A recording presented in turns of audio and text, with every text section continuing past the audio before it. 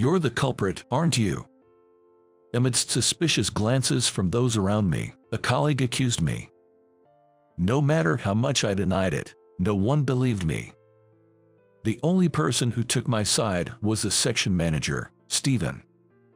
It wasn't me. Why? As my anxiety grew, Stephen, who I thought was my last ally, ordered me to transfer. This was essentially a demotion. As a child, I wasn't very fond of superhero or squad series. Of course, I admired heroes who would swoop in to save the day and defeat the villains when the heroine was in peril. It's not that I didn't aspire to be like those heroes. But defeating an enemy, even if they were bad, meant hurting someone. I just couldn't bring myself to like that. For that reason, I was known as a kind-hearted boy in my childhood. But that was only when I was little. As I started going to elementary school, people's perception of me gradually changed. I believe there were many reasons, but the main one was probably my appearance.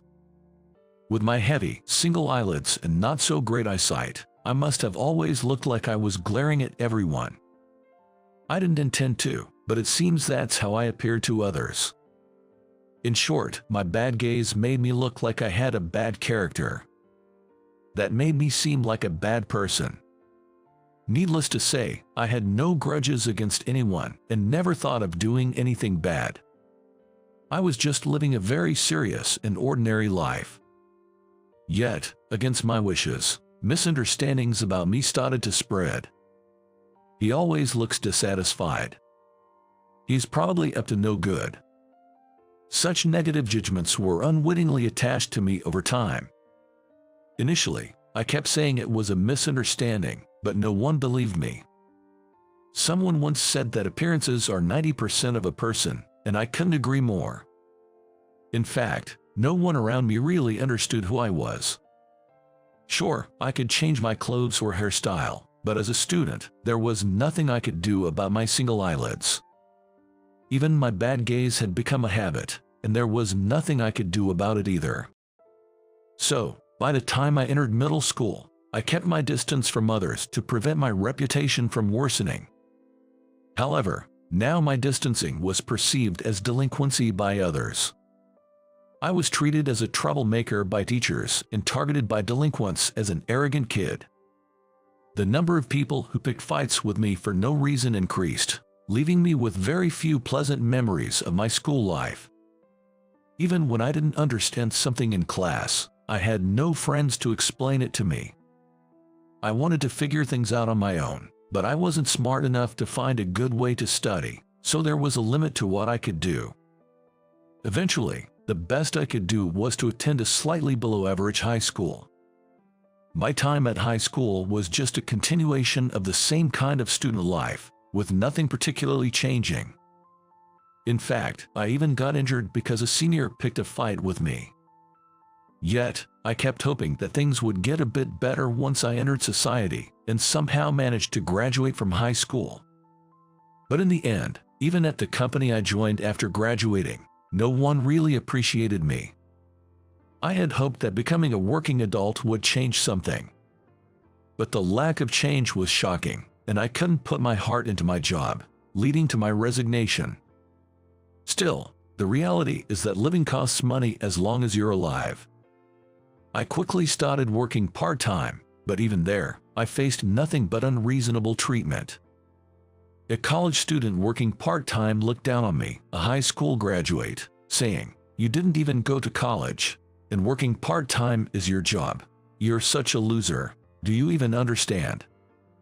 I was also harassed by being persistently made to clean the toilets. There were times when I was laughed at for being scolded due to false reports. The unreasonable treatment wasn't limited to my colleagues. I've had multiple complaints from customers about being glared at or having a bad attitude. There was even a time I was fired from a part-time job because of false accusations made about me on social media. Of course, I wasn't providing RIF customer service. I always thought I was serving customers politely. But even when I changed jobs, the result was the same. I even tried practicing smiling in front of a mirror at home, forcing it. However, having been isolated for so long, it was difficult for me to naturally smile, and it ended up looking more like a creepy, strained smile. My supervisor treated me as if I were a delinquent just there for the part-time job, and my colleagues treated me as an annoyance. In the end, I had no choice but to hop from one part-time job to another, never finding a place where I belonged. After years of this lifestyle, a vague sense of unease began to haunt me. Was it really okay to continue living like this after turning 20? Thinking this, I took a bold step and considered re-entering the workforce full-time. When I graduated from high school, I had once been employed full-time, but it was only through a job placement from school. I wasn't sure how to find a new job. Looking it up online, I found out I could get advice at the employment office. Could someone like me really make it work? Despite my uncertainties, I knew staying in part-time jobs would only continue the ridicule. I mustered the courage and decided to visit the employment office. I wanted a job where I wouldn't have to interact with people much. I was open about wanting any job that allowed me to work quietly on my own, whether it was clerical work or anything else. I honestly shared my thoughts with the person at the counter. Given my appearance, I wondered if they would even take me seriously. But contrary to my worries, that wasn't the case at all. They listened to me normally and recommended a desk job that required computer use. There's a company urgently in need of staff. They said if you can use a computer, you'd be an immediate asset. That's fine. I can handle most tasks. I was confident in my computer skills. I had used them at the company I joined after graduating from high school. Moreover, I had obtained certifications as part of my job requirements, so in a way, it was my area of expertise. Then, I'll contact the person in charge at the company. The interview is. Thanks to the support from the employment office, I was successfully hired as a full-time employee. Starting the job, I immediately noticed the atmosphere was different from my part-time jobs. Harassing me would eventually backfire on them. That's why, in a good way, there was no one who bothered me. However, while there were no bullies, there were also no friends. I was always left out, even during breaks when colleagues chatted happily. I was never invited to join them for drinks after work. The distance from others remained as before, but at least I had a job and received a proper salary. This was much better than hopping between part-time jobs. That's how I quietly resolved to continue working at this company. Perhaps because I worked diligently alone, the section manager, Stephen, surprisingly held me in high regard. In fact, Stephen once said to me, "I thought you were a troublemaker at first, but you work hard and make no mistakes. Keep it up." I was genuinely pleased with Stephen's words. For the first time, I felt recognized and might have been over the moon. Since that day, I stayed late at the office, doing as much work as I could, but this turned out to be a big mistake. A few days later, a colleague, Michael, unusually approached me. "You stayed till the end yesterday, didn't you?" "Yes, but..." "Then you're the culprit." "Excuse me, the culprit." The company I joined was a leasing firm, and we stored several leased items in our warehouse. It turned out that a laptop stored in the warehouse had gone missing. I was supposed to take it to a client today. "Where did you sell it?" "It wasn't me." "Don't mess with me. You were the last one at the company, so you're the only one who could have taken it." Michael aggressively confronted me. Looking around, no one seemed willing to defend me. Everyone was looking at me with suspicion. What's all this noise? Entering the office while shouting was Stephen.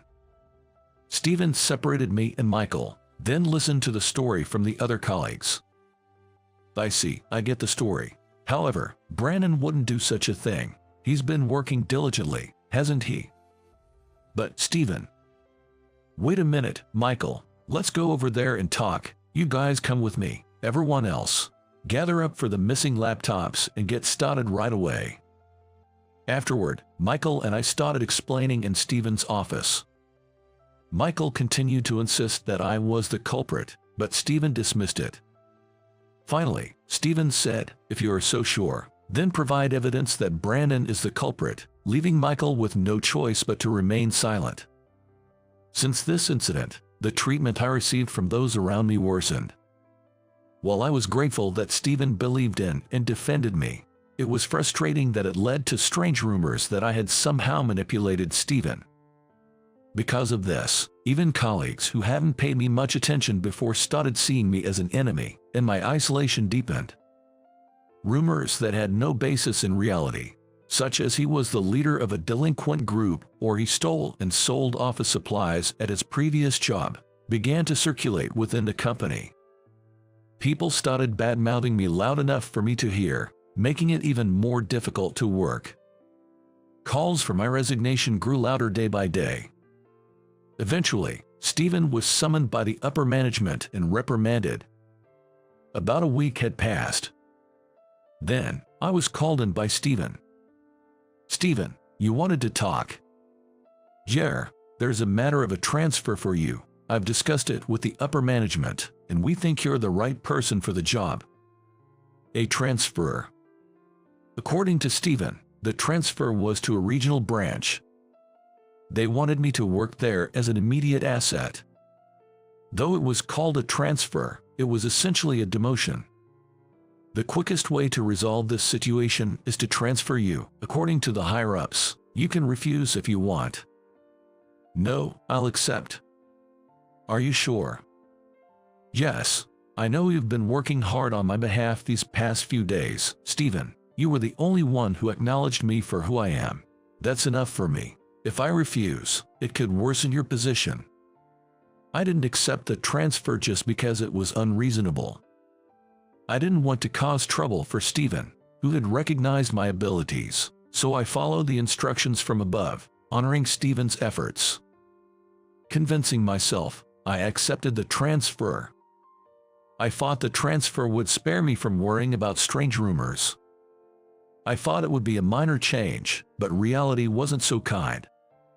Even though it was a regional branch, it was still the same company. Naturally, the story of my transfer, or rather, my demotion, had spread there too. Everyone looked at me as if I were a thief, and some, believing the odd rumors, refused to approach me. However, Rachel, my new direct supervisor, was different. "Have you gotten used to the work?" "Yes. Well. Then, how about a welcome party today? I invited others, but it seems everyone's busy, so it'll just be the two of us." "No, that's all right." "Excuse me, why? Don't you know the rumors?" "That's just it. They're just rumors, right?" Rachel said this nonchalantly.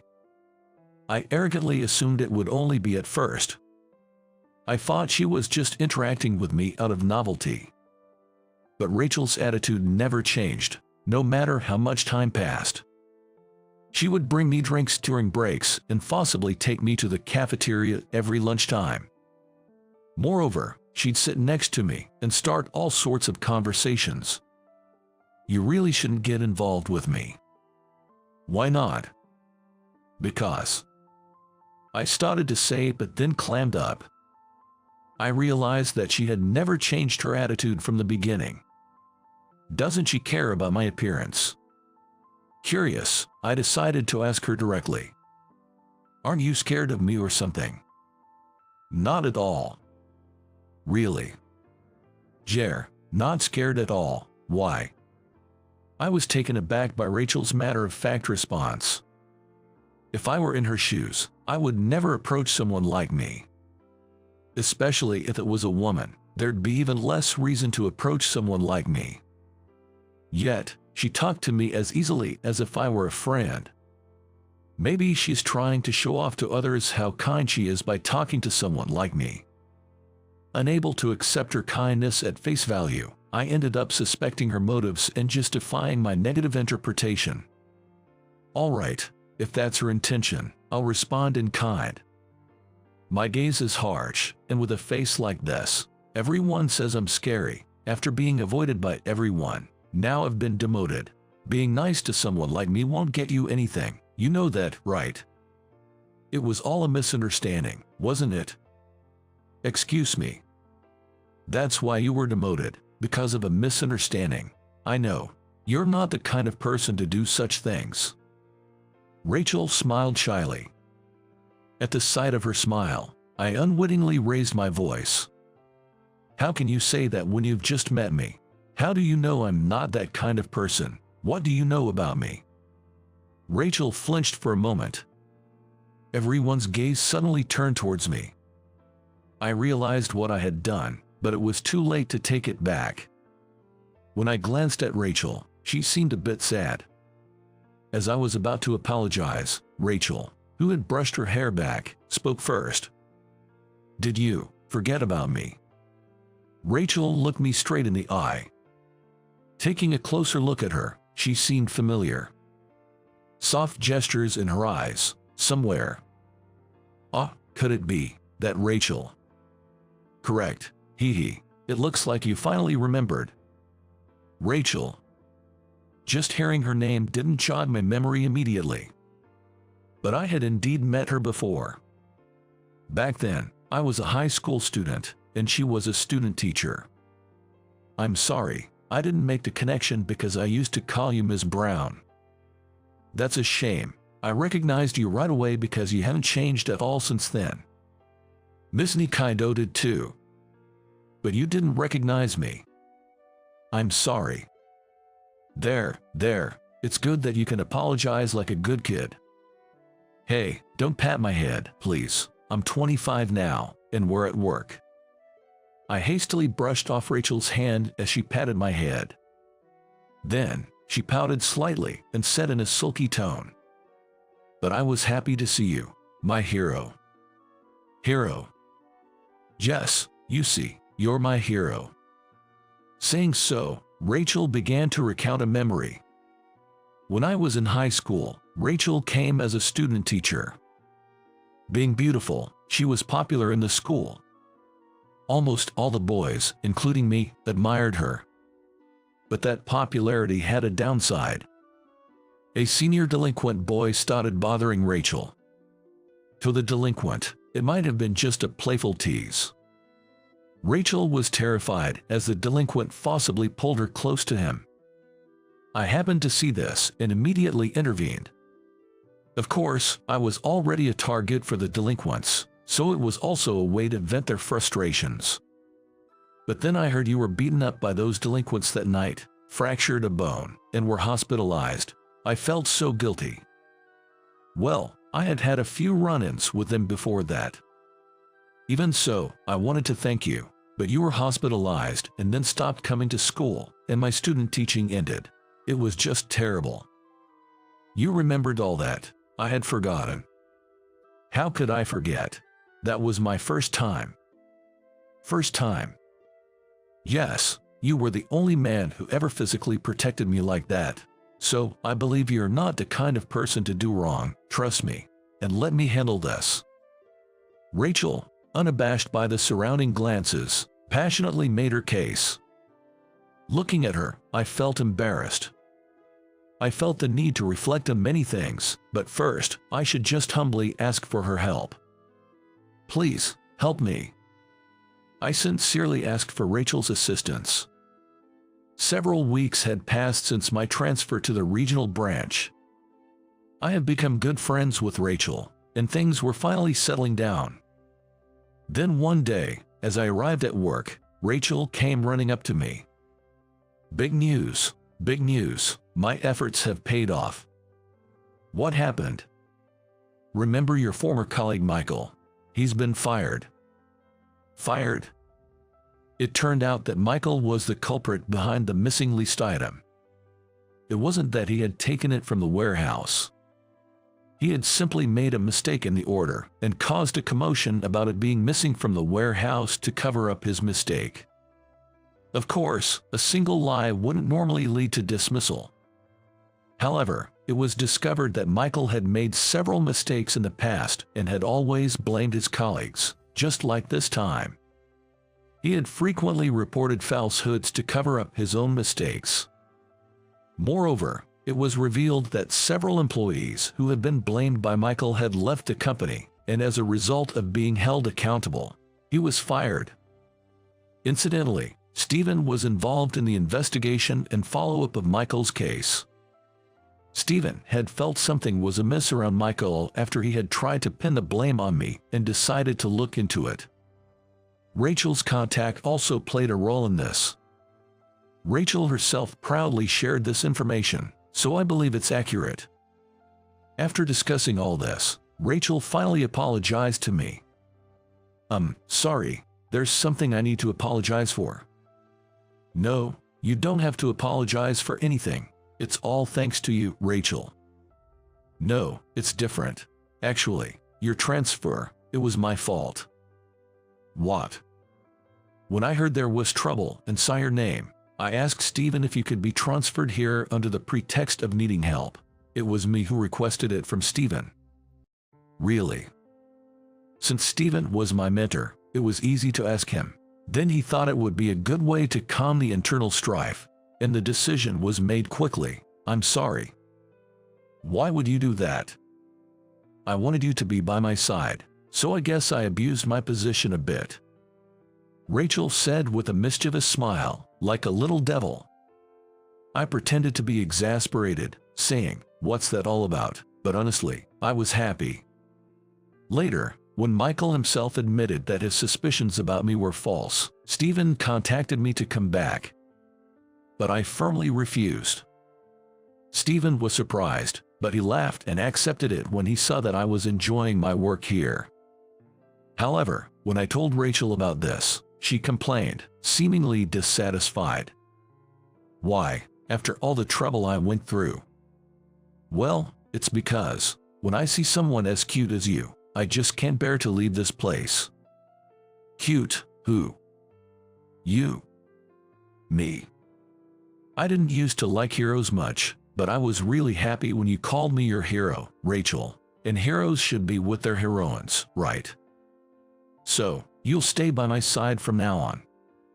Of course, my first love was you. You said you wanted me by your side. Of course, I'd drop everything to be there. Thank you. Rachel, who had always been so bold, blushed a cherry blossom pink. I'm sure my face was just as red, but since we were both looking down, I can't say for sure. After that, Rachel and I started going out, just the two of us. I began to ask her out more, and often invited her on dates on our days off. She still teases me about how much I used to dislike it. But it's been over 10 years since my first love began, so it's only natural for me to be proactive, and I plan to keep telling Rachel that.